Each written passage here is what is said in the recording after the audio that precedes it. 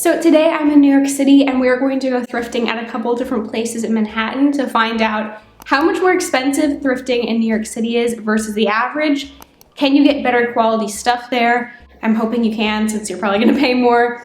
And just what the general experience is like. Train to 34th Street, Hudson Yards, 2 minutes away. The first place I went to was one of the Goodwill New York, New Jersey locations. There were several in Manhattan. I went to the 25th Street location. Most of the items in the store were clothing and shoes, and the store was organized by type of item and further organized by color. So if you're looking for something specific, it should be pretty easy to find. Part of this, right? Not really. Okay. This is the first location. We're at a Goodwill. Let's see what we find. Like the sign said, most items in the store have a set price. They also have a color of the day where items with that tag color are 40% off. I've only seen blue and purple days though, and I haven't personally seen any blue or purple tags on clothes. I might have missed some though. Some items, including designer brand items and other aspects of clothes that Goodwill refers to as a good pick, are priced significantly higher than the rest of the items in that category. A few of the jackets I showed here were priced at $30 each, which seems excessive to me for a thrift store, so I avoided this section. In the normal section though, there were a wide range of clothes. Now this could be a whole separate conversation, but out of the 4 Goodwill locations I've visited in the past year, there's a huge variation in the pricing of items. This location is the most pricey of all the locations I've visited, but it also has the best selection overall. So basically at that location, there was a set price for each item, so I ended up getting 2 items I'll show you later. Overall, I think it was very fairly priced, and if you get something that's name brand, it's definitely a better value. But we're going to be going off to the second location now. Overall, I gave this location a 5 out of 5 stars. The second thrift store I went to was the Buffalo Exchange. Again, there are several locations in Manhattan, and I visited the 26th Street location. Something important to note here is that you can sell clothing here rather than just donating to Goodwill, so a price increase here would be justified. Overall, this location of Buffalo Exchange wasn't as well organized as the Goodwill location. There also seemed to be less consistent pricing than Goodwill. They didn't have set prices in the same way that Goodwill did, and after looking at the retail prices of several of the items, some of the items were close to the retail price, while others were significantly lower than the retail price, as you would expect from a thrift store. Overall, I would say the average item in the store was overpriced for a second-hand item. In terms of brands, there was a lot of variety here too. Shein, Madewell, Banana Republic, etc. I don't know how well the camera is going to pick this up, but the last place we went to was the Buffalo Exchange. And overall, okay, well, first of all, I didn't get anything because it was very overpriced. There was a lot of stuff that I think probably was being sold for around what it retailed for. Like I saw some Old Navy stuff, some Hollister stuff, which was definitely really overpriced. And I also found that I think the pricing was a little bit inconsistent considering the brands that were available.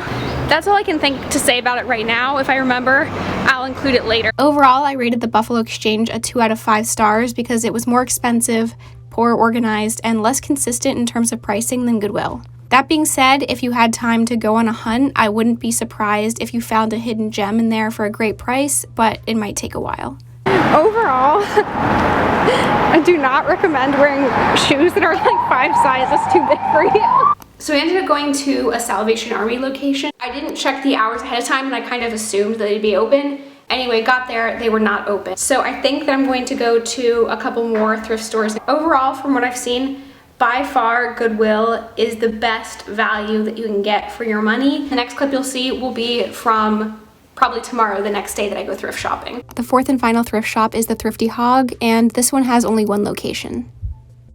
It has been a few days since I actually went to the Thrifty Hog, but I'm going to discuss my thoughts about the Thrifty Hog thrift shop and my tips for shopping in New York City, of course. So let's start by talking just about the Thrifty Hog. Customer service at the Thrifty Hog was absolutely amazing. When I was greeted at the door, the woman who greeted me actually gave me hand sanitizer. She was super nice. She asked me if I needed help with anything, all that kind of standard stuff. She also let me know that the thrift store is a nonprofit. I don't remember what the charity is. I'll include the name of the charity here. The store was extremely well organized and it didn't smell bad. Some thrift stores have like a specific thrift store smell. If you know, you know. Thrift store was organized by category, of course, and also by sizes. There was a large variety of different items they carried. All the stuff that they did carry seemed to be in pretty good shape. All right, now on to the cons of the Thrifty Hog. Almost everything I saw seemed to be kind of overpriced for a thrift store. Keep in mind when I'm discussing prices, I am comparing the prices to a thrift store that I would expect in my hometown, not relative to New York City thrift store prices, although I will talk about that later on in this review. The thrift store prices kind of reminded me of what you would see if these particular items were on sale at the original retailer. There was a lot of designer stuff, and of course with the designer stuff, I'd expect it to be much higher priced than, you know, Gap or Old Navy. But even then, it was still pretty pricey stuff. I remember seeing a coat for almost $1,000. Most of the items seemed to be half the price of what the retail is, if not higher. I saw a pair of Gap jeans that were priced at $28. Of course, they're used.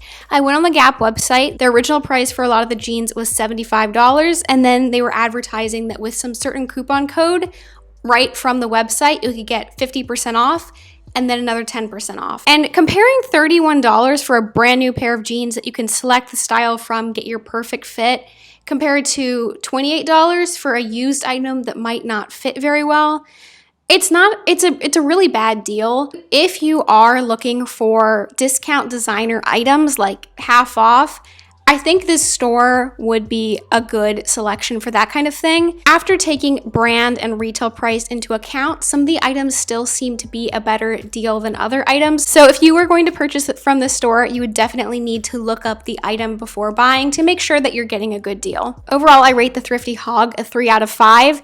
Because the customer service is great, it's well organized, it's clean, it doesn't smell bad. Although when you take into account the actual reason you're there to get stuff for a good deal, it's really not the best place you could go to. So now it's time for my New York City thrifting tips. Check out Goodwill before you check out anything else. I did find out shortly after this video that there is something called a Goodwill outlet, which instead of being like your typical Goodwill, they basically take all the reject items that went to the original Goodwill and sell them for like a super discounted price. Regardless of what thrift store you go to, you want to make sure that you research the item before you purchase. Like I said, you want to know the original retail to make sure that you're not getting scammed. Another thing I wanted to mention is that thrifting has become particularly trendy recently.